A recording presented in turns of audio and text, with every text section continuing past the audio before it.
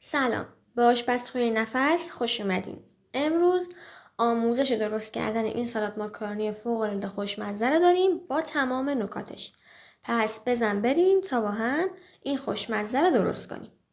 برای شروع کار چند تا ورق کالباس دارم که باید اونا رو خورد کنم.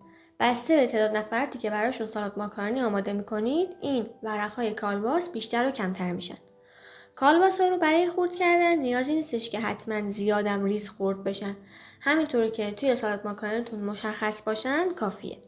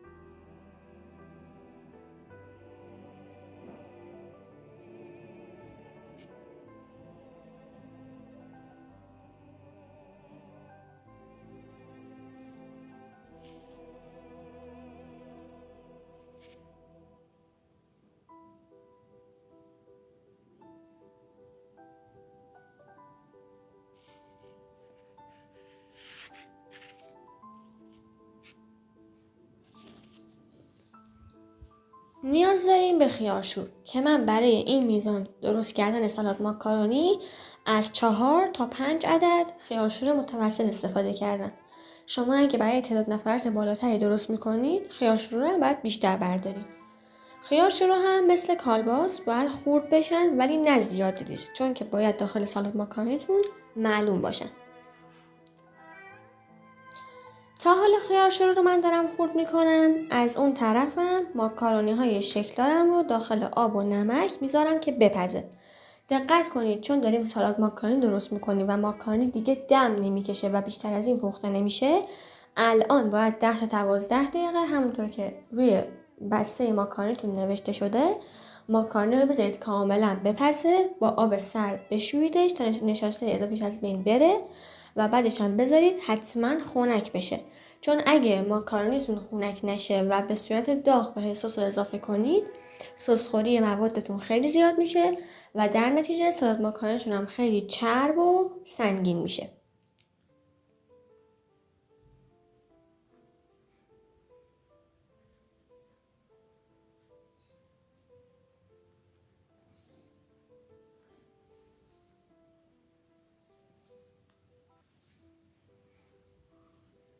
به ذرت و نخود فرنگی پخته شدم احتیاج داریم که من از کنسروش استفاده میکنم.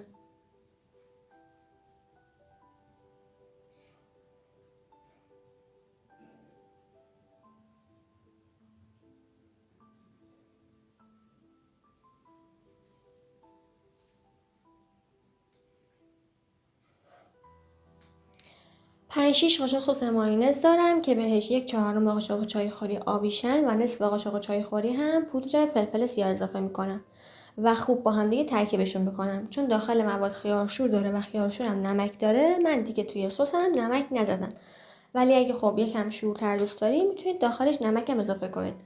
میتونید هم یه خورده در حد چند قطره آب لیمو هم اضافه کنید، ولی خب من چون دوست نداشتم ترش بشه اضافه نکردم.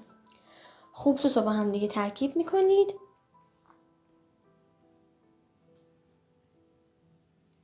یک کاسه بزرگ میارید، ماکارونای پخته سرد شده رو بهش اضافه میکنید.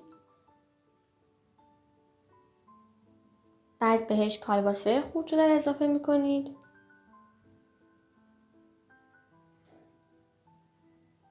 خیارشورای خورد شده.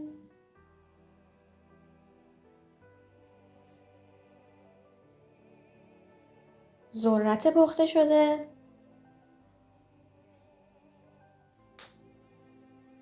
نخود فرنگی پخته شده و بعدش هم سسی که آماده کردیم رو بهش اضافه میکنیم.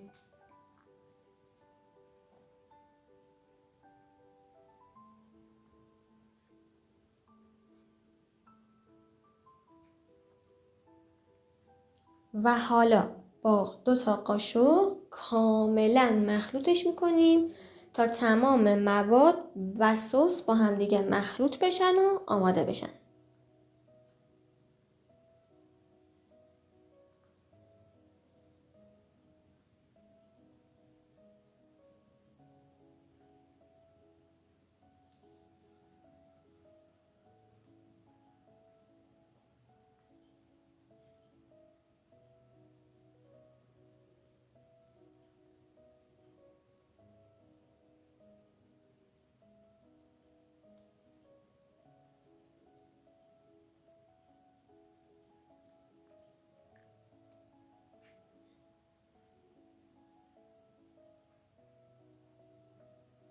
به این شکل خیلی خوب مواد با هم دیگه ترکیب شدن و سس هم رفته به خورد موادمون.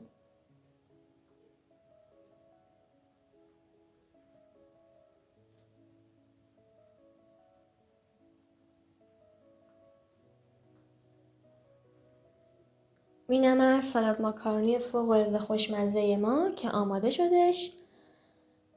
امیدوارم که درست کنید و خوشتون بیاد. حالا من الان توی یه ظرف کوچیک‌تر برای سرو سالاد ماکارونی رو میکشم توی یه کاسه.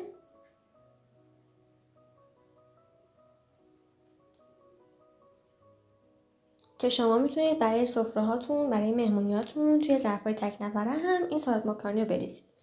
امیدوارم که از این ویدیو خوشتون اومده باشه. سابسکرایب و کامنت گذاشتن برای من یادتون نره.